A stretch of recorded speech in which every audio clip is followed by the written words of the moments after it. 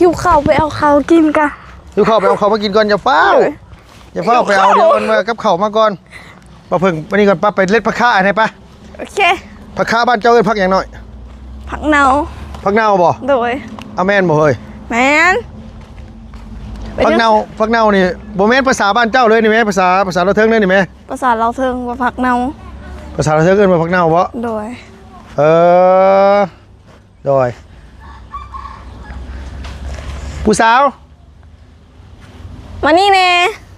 มาเก็บผักข้าดีกว่ามาเก็บผักคะซอยนี่ดูเห็นว่างามกันคุยแท้เหรอเห็นว่างามกระดาษเห็นบ่เอาถึงหวายเด้อกินว่าภาษาลาวด้วยนะคันร้อยนะบ่อย่าว่านะภาษานั่นน่ะเก็บไปกินเมี่ยงกินตใช้ต้นนี้ต้นนึงใช่น่ะฮะโดยใช้เอาลูกมานำบ่น่ะลูกฮะแม่นี่เอาลูกบ่หลานบ่อันนี้หูว่าตัวนี้ยังอันนี้เขาเอิ้นกล้วยไม้โดยสวัสดีด้วยนังเด้อโดยยังมีแฟนยังโสดคือเก่าโสด100%ยังโสดคือเก่าว้าวอีลีนะผู้บ่าวกับบูมี่นะบูมีโบแท้บ่น้องหน้าตาอ๋อคือเจ้านี่ได้โบขี้ลายและบูมีไม่เชื่อหรอกเลือกนะเลือกยังทำเลือกได้เลือกหน่อยดูคำว่าเลือกโมเมนต์เป็นไปบ่ได้นางเป็นไปบ่ได้ดอกแซ่เลยเนี่ยครับไม่ได้เลือกครับเลือกเพื่อนเลยสิเลือกเฮาเนาะเลือกโอ้เฮามีแต่หักเขาแต่เขาบ่หักเฮาเสียใจพี่น้องเอ้ยลายโอ้ยตั้งมาลายเสียใจพี่น้องเอ้ยมีผู้บ่าวก็บ่มีจังได๋ผู้บ่าวเห็นในโทรศัพท์เขาก็สิให้กันอีกผิดกันอีกบ่มีนะจึงเว้าคันมีผู้ใดสิกล้า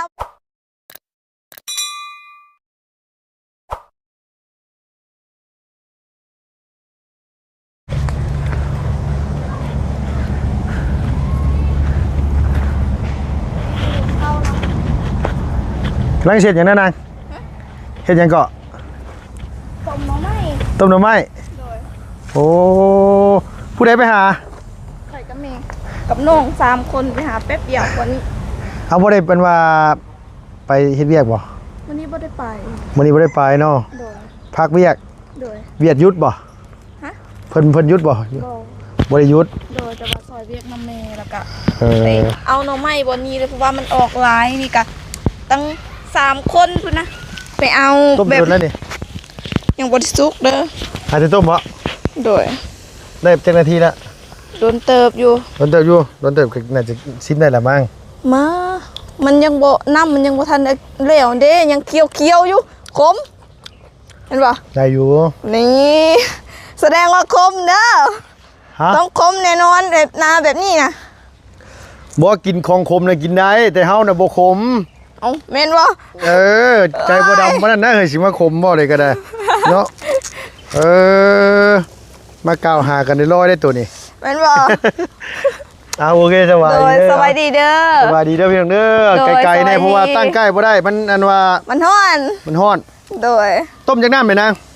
หากันน้ำเดียวนี่น้ำเดียวโดยน้ำไม่ครับมันบ่ขมบ่แซ่บเด้อเฮ้ยแม่นบ่แม่นแท้หวานข่อยมาขมมากหวานน้ำตาลที่มาโหยใส่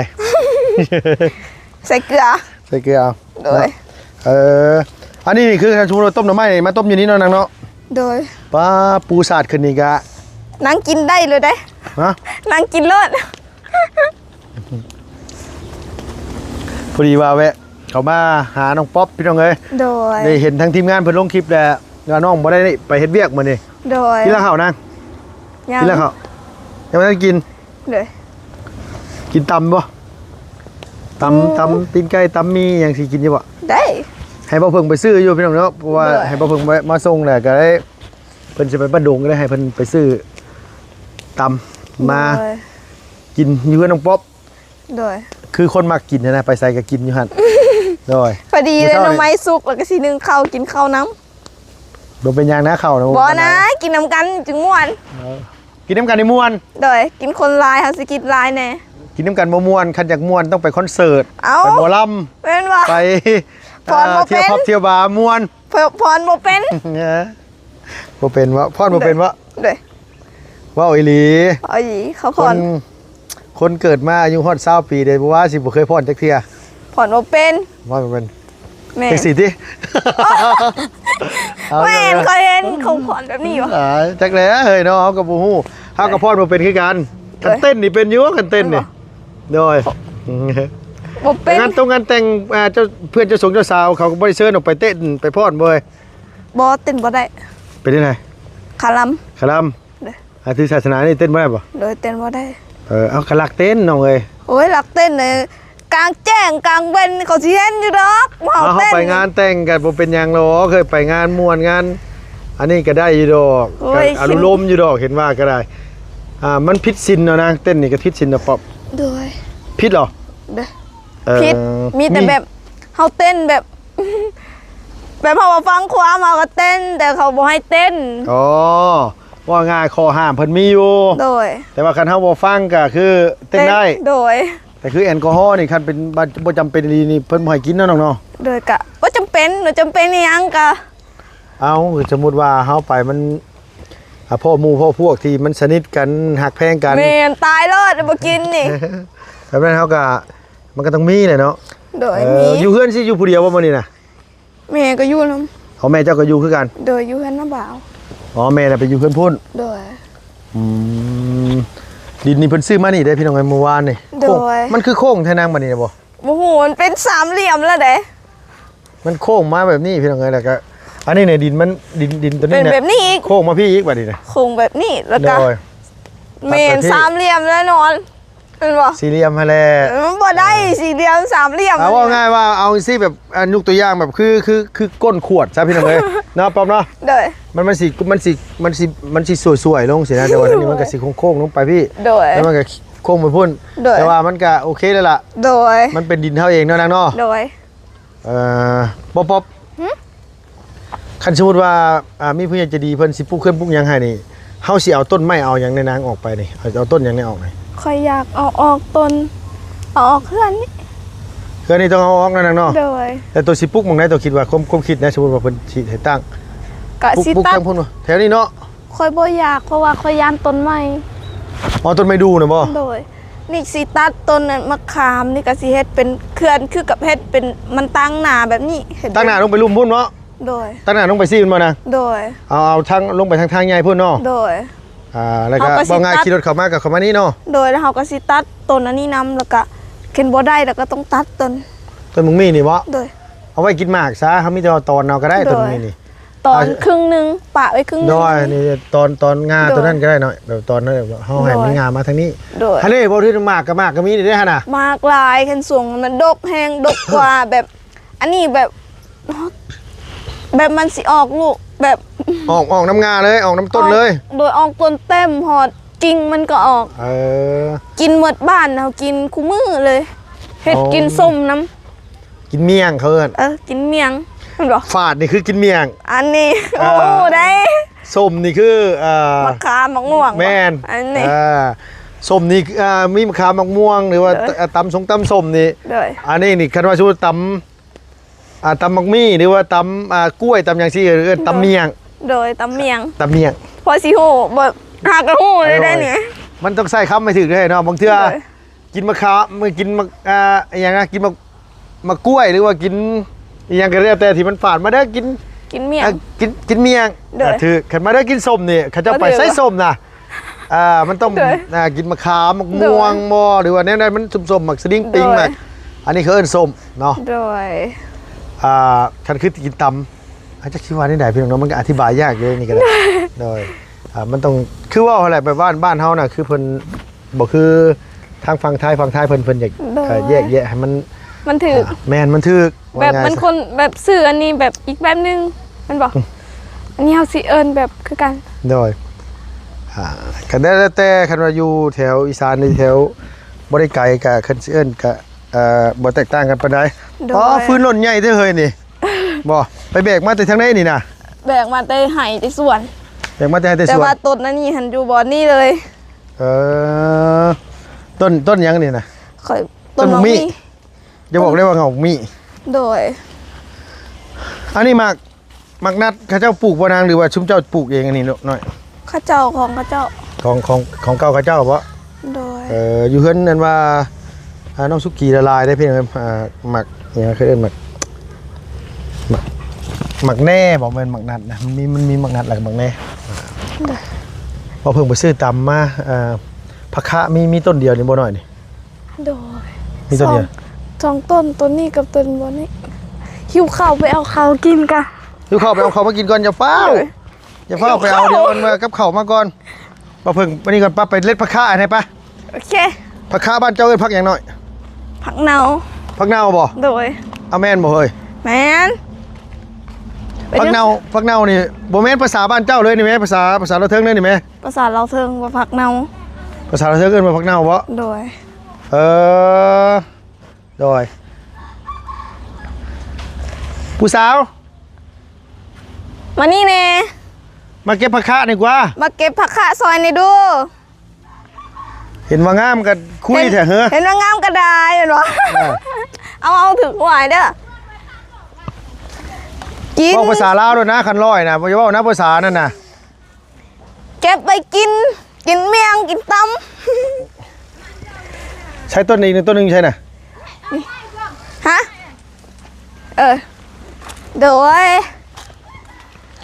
ใช้เอาลูกมานำบ่น่ะลูกฮะ แมนอีก เอาลูกบ่หลานบ่ อันนี้หูว่าตัวนี้ยัง อันนี้เขาเอิ้นกล้วยไม้โดย เหี่ยวแล้ว สวัสดีด้วยนังเด้อโดยยังบ่มีแฟน ยังโสดคือเก่า สุดสุด100% ยังโสดคือเก่า ว้าวอีหลีนะผู้บ่าวกับบ่มีนะ บ่มี โป้แท้บ่น้อง บ่แท้ หน้าตาอ๋อคือเจ้านี่ได้ บ่ขี้ลายและบ่มี ไม่เชื่อดอกเลือกนะ เลือกยังเฮา เลื บ่ อก เลือกได้ เลือกหน่อยดูว่าคำว่าเลือกบ่แม่นเป็นไปบ่ได้นางเป็นไปบ่ได้ดอก แซ่เลยเนี่ยเฮาบ่ได้เลือกเฮาบ่ได้ เลือก เพิ่นเลยสิเลือกเฮาเนาะ เลือกโอ้ เฮามีแต่หักเขาแต่เขาบ่หักเฮา เสียใจพี่น้องเอ้ย ลายโอ้ยตั้งมาลายดิ เสียใจพี่น้องเอ้ย มีผู้บ่าวก็บ่มีจังได๋ผู้บ่าวเห็นในโทรศัพท์เขาก็สิให้กันอีกผิดกันอีก บ่มีนะจึงเว้าคันมีผู้ใดสิกล้าเว้าโอ้เนาะ เอาแท้ คันมีแนวเว้าไว้ไม่ได้ตายโลด บ่รู้ว่าเราไปซื้ออยู่ไสคือดนนะเฮ้อชื่อบันดงให้เนาะโดย หิวข้าวเอาไป หิวข้าวบ่ จกข้าวก่อนดีกว่าแป๊บนึง เฮ็ดจังนะ สิจกข้าวย กข้าวหมายความว่ายังบ่ทันกินข้าวบ่ ยัง บ่ได้เฮ็ดหยังบ่นาง บ่ ได้ตัดโต๊ะหญ้า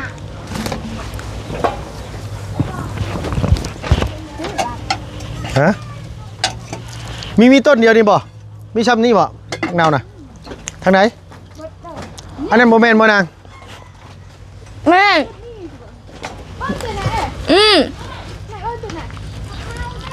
พวกเน่า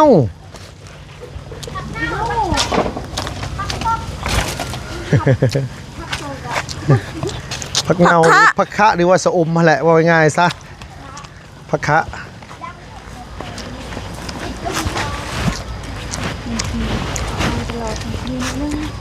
ฮะเอาตลอดมีน้อยนึงคันโดนเอาเทื่อได้ซะได้หลายเนาะ แบบกูหาทำไมกับเธอก็เด็ด มากินข้าวร่วมกันเด้อ โอ้สะอ่อนเนี่ยว่าพี่น้องแกกินข้าวง่ายๆจกใส่มือเลยกะถือมา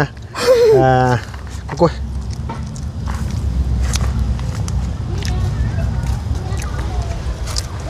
ขี้ขานตัวมี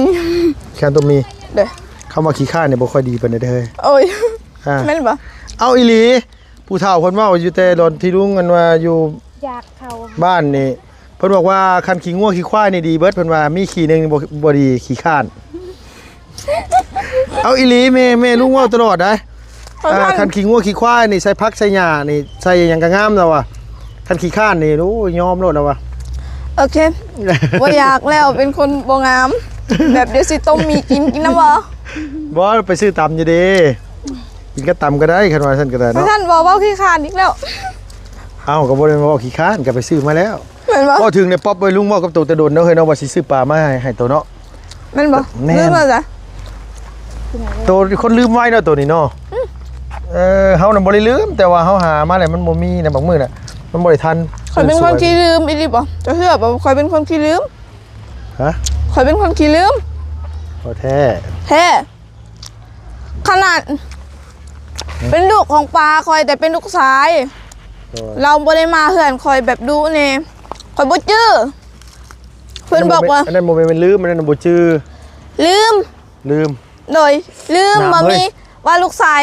ว่า โอ้ยเอา ว่าป้าเฮามีลูกชาย ผู้สาวเขาเจ้าอะไรพี่น้องเอ้ย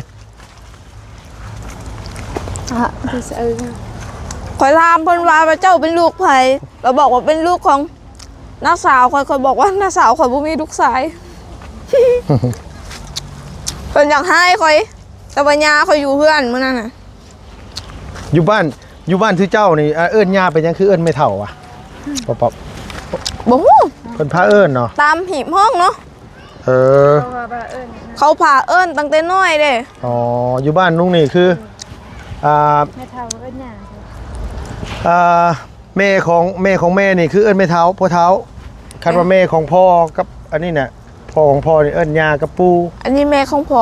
แม่ของพ่อก็เอิ้นปู่กับย่า อันนี้ปู่กับย่าคือกัน แม่นว่าแต่ว่าส่วนหลายเชิญพ่อเท้าแม่เท้าเนาะ โดย มาบ่ ผู้ใดมา มาบ่ เ เขาไปก่อตัวน่ะ ฮะ ข่าวเฮาเสียนเด้เขาก่อบน อ๋อก็ธาตุแม่นบ่นั่นอ๋อเอาแล้วว่าเพิ่งไปทางไหนซื้ออยู่ไสว่าคือดนแท้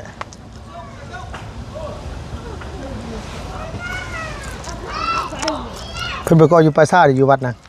ป้าซ่า ไปซะ อยู่ปราสาทเหรอบ่แม่นอยู่วัดบ่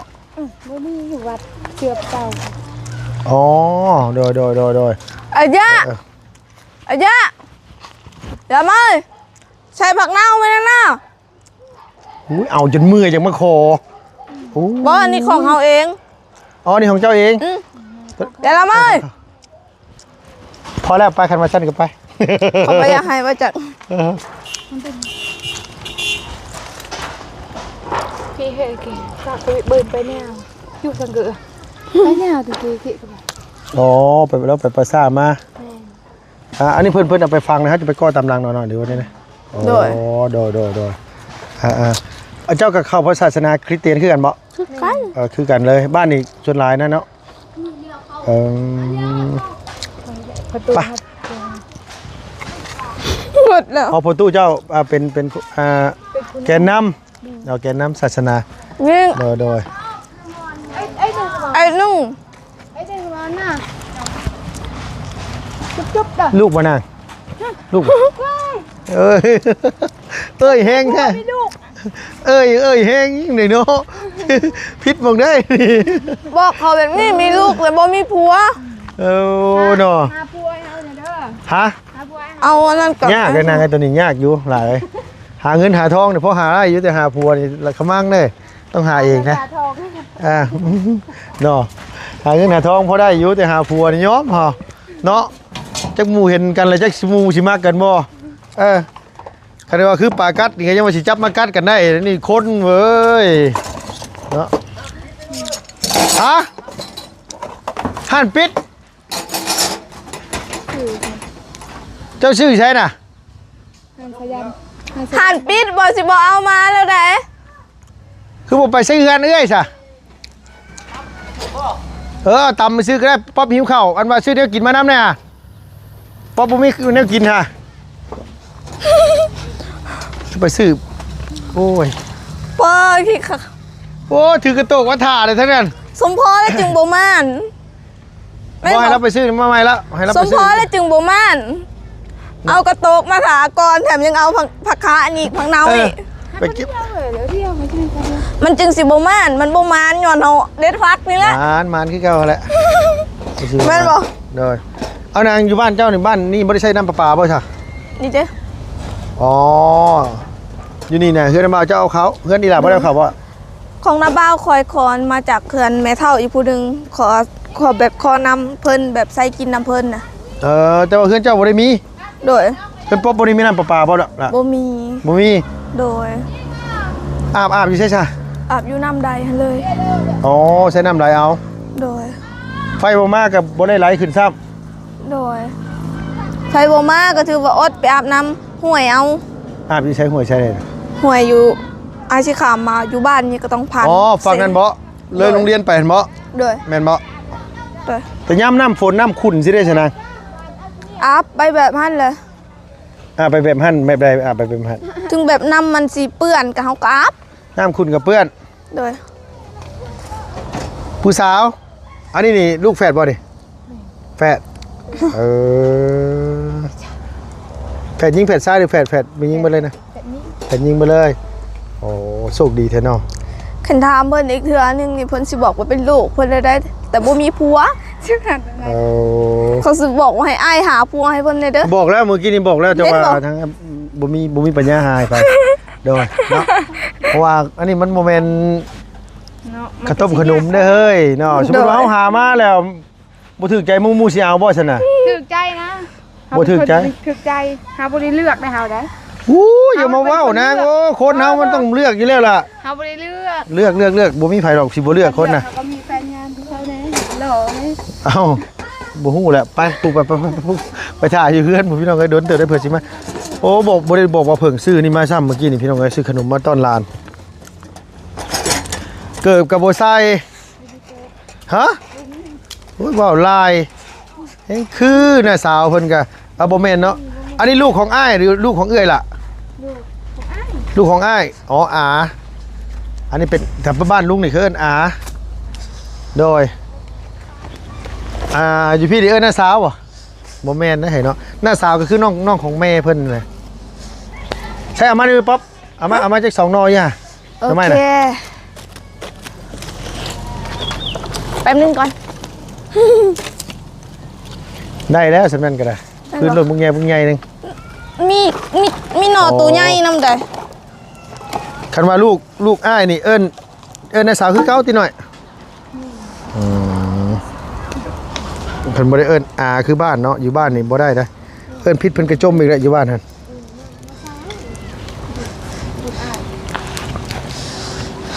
โอ้ไปบ่ซื้อขนมไป เอ้า ขนมปะ ได้แล้ว เอาเงินบ่เอาเงินบ่เอาบ่เงินใส่ละบุดแล้ว บ่ย่านปานใด โอ้ใบน้อยบุดแล้วเคยซื้อเครื่องบ่ได้เมื่อกี้นี่20 บาทนี่ไม่ได้เท่าไหร่ว่า20 บาทนี่วะ20 บาทเงินบาทเขาเอาไว้อยู่พี่ใช้ได้บ่ ตรังตารางบ่รู้ กินไหม กินบ่ขนมกินบ่ ทำแบบนี้ ฮะ เรื่อง อืม เอาไหมแซ่บซ้ำนี่น่ะน้อยใหญ่กว่านี้เหรอมันบ่แซ่บปานใด มันจะมีแต่เงินบาทพี่น้องไงเนาะนะอันนี้บ่รู้ว่าเพิ่นสิเอาบ่แต่ว่าบ่รู้นะแต่อยู่บ้านน่ะซื้อได้อันนี้ก็ซื้อได้นะ เอ้า ได้ร้าน อันนี้ก็ประมาณ ขมแห้ง จะพันวะประมาณ อืม บ่ฮอด20,000เนาะ คือว่าขมหลายแท้ 15,000ประมาณ 15,000เนี่ยอันนี้ ขม อยู่ใจได้ละฮะเสียจ้าก็เรียบจ้า แอม ขม แอม ผู้นี้สิบ่ย่านบ่แน่ผู้นั้นน่ะย่าน แอมไผ คันเห็นรถจอดบ่แน่เราว่าย่านคนลาว ย่านคนลาว ย่านเลี้ยวอ้าวไอ้ เฮ้ย โอ้ขอบใจอ่ะขอบใจไว้ กินในร้านเนี่ยนมน่ะตัวน้อยแท้ สิหลายบ่ได้กินบ่มี ฮะ หาปลา คือว่าหยังไงนะ คือยังเบิ่งในทงซาก็บ่มีนี่ ลายโอ้ก้อยนักกบละ ว่าบ่มีก็ว่าคือสิเว้าไม่ได้ อืม หมดความสิเว้าแล้วสำนั้นแหละ ขมังไงเนาะ ขมัง ขมาเอ้ย ขมังเลย เป็นอย่างต้องเอ้ยด้วย ขมังเอ้ย เอ้ยนี่คือเดี๋ยวคำว่าเอ้ยลงท้ายนี่คืออย่างนั้นแต่ก็ของใจมาโดนได้ของใจมาโดนแล้วแบบว่าเพิ่นว่าเอ้ยว่าจะได้เอ้ย ก็คือกันมันเป็นธรรมเนียมซื้อๆเอ้ยนี่ ฮะ เนียงซื้อๆมันเป็นแบบคือแต่ว่าเขาก็บ่ฮู้คือกันเอ้ยกับ น่าจะ กับบ่ฮู้คือกันเนาะเขาเว้าในใดก็เคยบอกว่านั่นนี่แหละเฮ้ยหรือว่าคล้ายๆแนวนี่แหละเฮ้ยคล้ายๆนี่แหละคำนี่ล่ะ อยากได้โดยอย่างสิบ่แม่นเนาะอยากได้โดยเนาะบ่แม่นเนาะบ่แม่นเนาะ เอ้ยนี่คือ มันไปตังเนาะอันจ้า ชิแปลว่าไงพี่น้องเอ้ยแบบว่าคือกับเจ้านั่นแหละเฮ้ย ผมแม่ดอก แม่นแม่นบ่ แม่นโมเมนต์แนวนั้นเลยแนวนั้นเลย เดี๋ยวนั้นอยากได้เอ้ยบ่มีเอ้ยคืออย่างวะคือบ่แจ็คสิแปลแบบใดนะมันหลายคำแปล โดย โดยบ้านเจ้านี่เว้าลาวหลายๆเนาะ โดยก็เฮียนเป็นภาษาลาวเด้เพิ่นก็สิเว้า อย่า ลาว ถามเนี่ยตอนที่ว่าเฮาขี่รถใหญ่มาเฮาจอดอยู่นี่เฮาแจกเครื่องอยู่ตะกี้หั่นชุดตัวไปใช้ตะกี้น่ะ ข่อยไปเฮ็ดเวียก ฮะ ข่อยไปเฮ็ดเวียก เฮ้ยเรียกยนต์โด่งบ่บ่นะมื้อวันอาทิตย์เฮาก็มาเรื่อยอยู่เลย มาเลยเขาอ เมื่อกี้ ยู่บ เขา น มา ตูบนี่นอนข่อยว่ามักไปลิ้น ผมแปลกแล้วที่เขามารถใจมาเลยมาเครื่องมาแจกเลยมาให้นะกัน อันเดียวไอ้หำ บ่ข่อยเห็นแต่ข่อยเขามานอนอยู่ในหันแบบข่อยบ่กล้า โดยมีแต่น้องสาวเจ้าเนาะ โดย แล้วก็ย่าเพิ่นแล้วก็น้องอย่างวะ น้องพร น้องน้อยบ่ โดยน้องพรกับมุ้งน้ น้องน้อยอีกคนนึงฮะอันว่าที่เดียวกันมาบุญสารวัตรให้เทือนให้เราเด้ โดย นั่นน่ะเฮาพ่อเราอยู่ โดย อยู่สวรรค์ โดย เราไปขอ